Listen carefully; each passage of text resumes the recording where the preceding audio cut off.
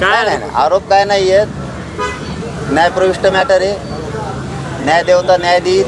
फक्त आज एवढंच होतं, तारीख होती, मी हजर राहिलो.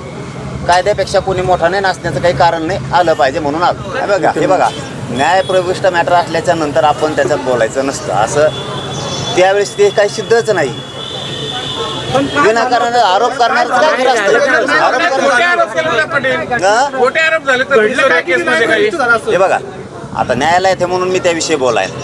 खोटं आहे हे सगळ्यांनाच माहिती आहे. आता एक मात्र खरं आहे, कुंकड सापडत नाही म्हणून काय याच्यात सापडायचं आहे की काय सरकारला, असंही काय असू शकतं. पण न्यायदेवता न्याय करल. तारीख होती, आलो दादा. 13-14 वर्षाचा विषय तो आत्ता आलाय समोर आणि काही कारण नसताना.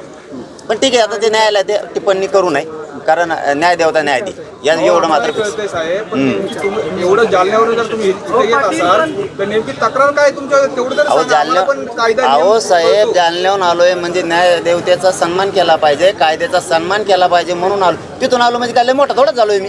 ते पूर्वीच नाटकाचाच येतो विषय. परंतु न्यायदेवता आता न्याय करेल तिथं. ठीक आहे. त्यामुळं ते आता न्यायप्रविष्ट असल्याने त्याच्यात काय बोलू. थेट आरोप नाहीये, फक्त त्या दोघांनी तारीख पैसे होती. बुडवले म्हणून तुम्हाला बोलवलं असं काहीतरी. अगदी बरोबर, पण ते आता तारीख होती, मी आलोय त्याच्यावर आता मध्ये असल्यामुळं आता मला मी काहीच बोलत नाही. न्याय मंदिर खरंच न्याय करेल.